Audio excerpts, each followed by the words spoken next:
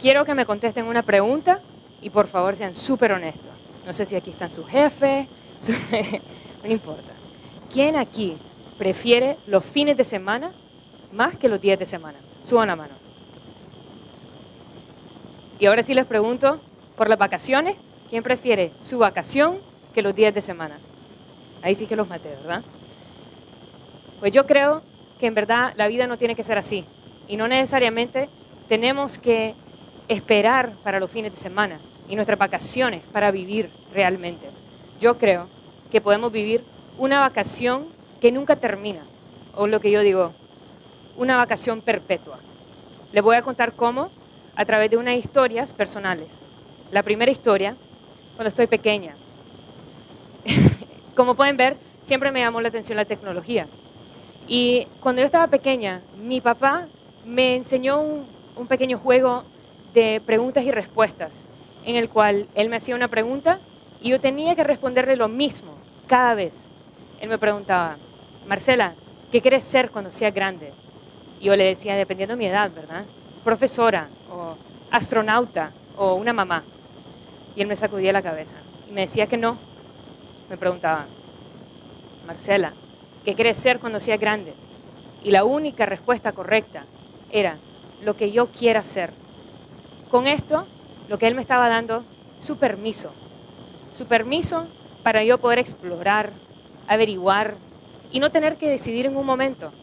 Y así yo misma me di el permiso para poder explorar, porque con lo que a nosotros nos gusta a los 3 años es muy diferente a lo que nos gusta a los 10 años, a los 15, a lo que me gusta ahorita. Va a ser muy diferente a lo que me guste en 6 meses. Hace 6 meses yo estaba en otro momento. Creo que la empresa que fundé tal vez no estaba lista todavía. Y nosotros todos cambiamos, pero si nosotros mismos nos damos el permiso para brincar, para intentar cosas que tal vez puede ser que fracasen o pueden ser que no.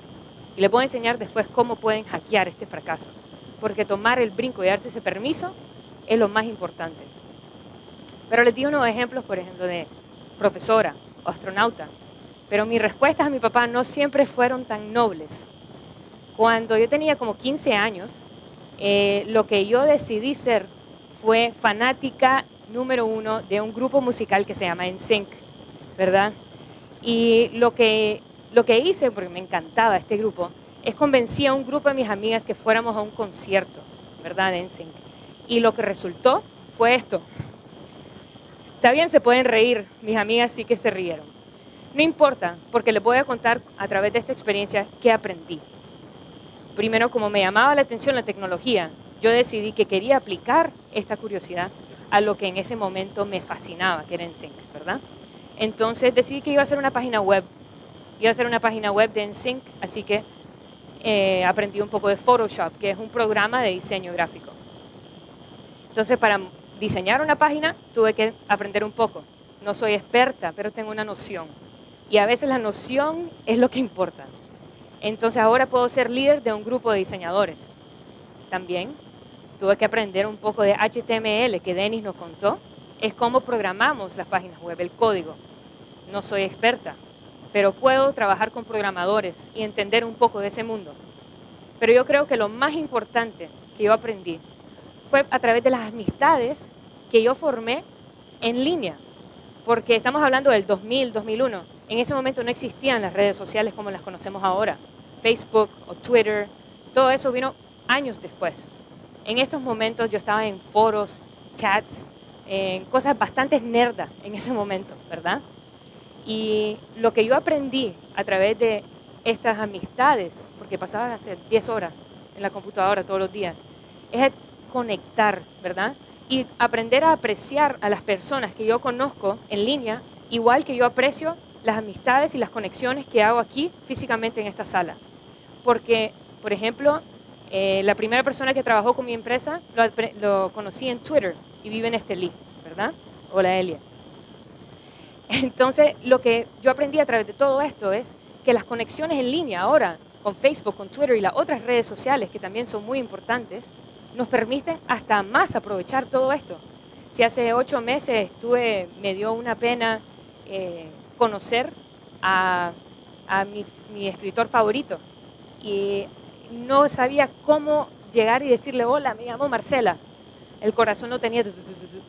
Y la semana pasada cené con él aquí en Managua y yo estaba pensando, le estábamos dando ride de regreso, mi esposo y yo, después de cenar, y yo pensaba, hace 8 meses no sabía cómo saludar a esta persona, que es famosísimo, y ahora está en mi carro, después de cenar conmigo.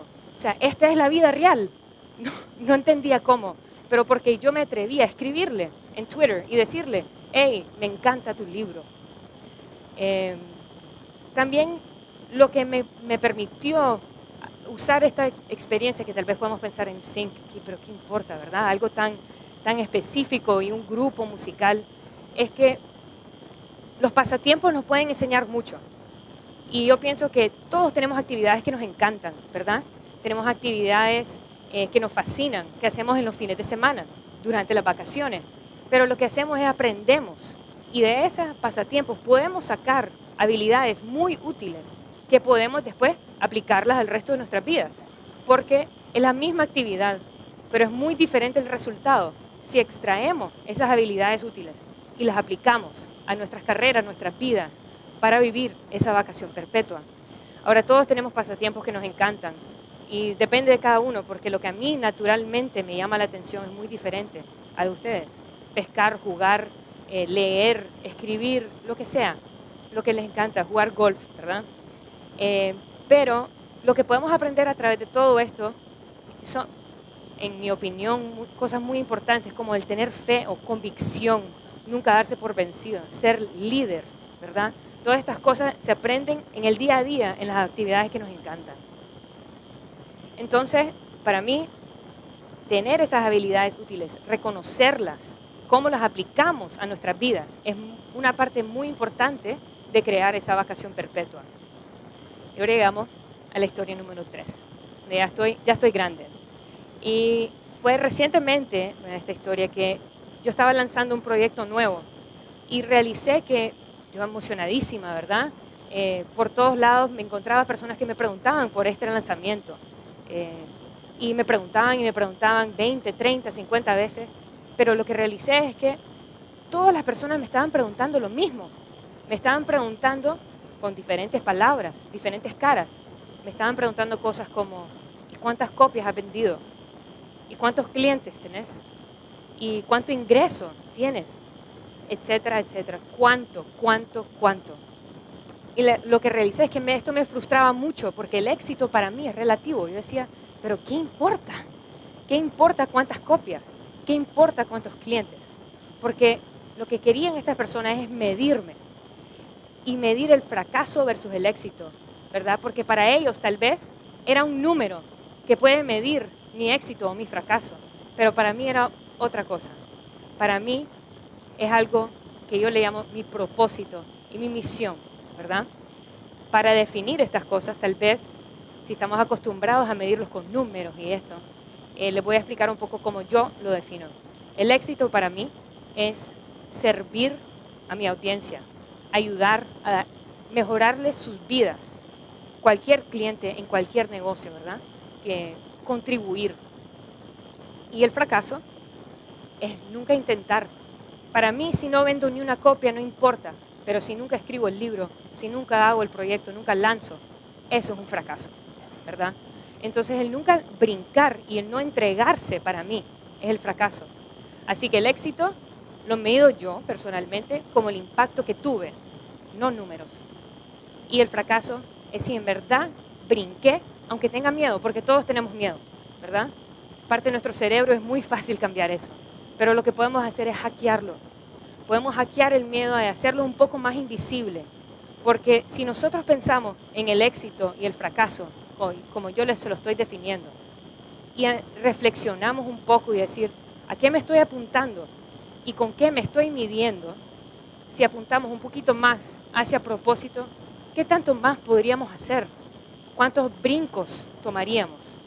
¿Cuántos riesgos? Porque en verdad hay proyectos que todos queremos hacer, proyectos secretos que tal vez nunca le contamos a nadie. Quiero escribir un libro, o quisiera tener mi propia empresa, o quisiera decirle a mi jefe, en verdad es un proyecto que yo creo que sería buenísimo para la empresa, pero nos da miedo. Pero si pensamos en el propósito final, que es ayudar y servir a una audiencia, eso no nos va a parar. Y vamos a tomar ese brinco.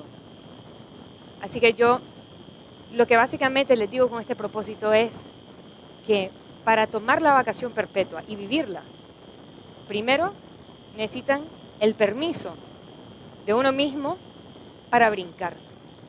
Después tienen que saber cómo brincar, qué van a hacer exactamente, porque es muy fácil decir, quiero ser lo que me encante, pero yo necesito habilidades útiles para aplicar, para crear valor, ¿verdad? Aprender cómo tomar ese brinco. Y también la decisión más difícil es el brincar, y no es fácil. No es nada fácil decir que yo voy a intentar y qué importa lo que piensen el resto. No es nada fácil. Pero si fuera fácil, ya estuviera hecho. Y lo que yo pienso es que si tenemos el propósito en mente, no hay manera que no vamos a brincar. Y lo que yo les invito es que reflexionen un poco, porque es muy fácil salir de este foro y decir, wow, escuché cosas que me motivaron mucho, que me inspiraron, pero ¿cómo lo aplico a mi vida? Pero en verdad la respuesta está adentro. Es solo pensar y decir, a ver, en la última semana, 2 semanas, el último año de mi vida, ¿en qué momentos me he sentido más feliz? ¿O en qué momentos me he sentido con más energía, más inspirada? O no sé si han jugado videojuegos, por ejemplo, que cuando uno logra algo increíble o pasa al próximo nivel, hay un sentimiento como, yes, ¿cómo logré eso? ¿Cuándo fue la última vez que lo sintieron? Piensen en eso. Si pueden lograr repetir eso un día, tras otro, ahí está su vacación perpetua. Gracias.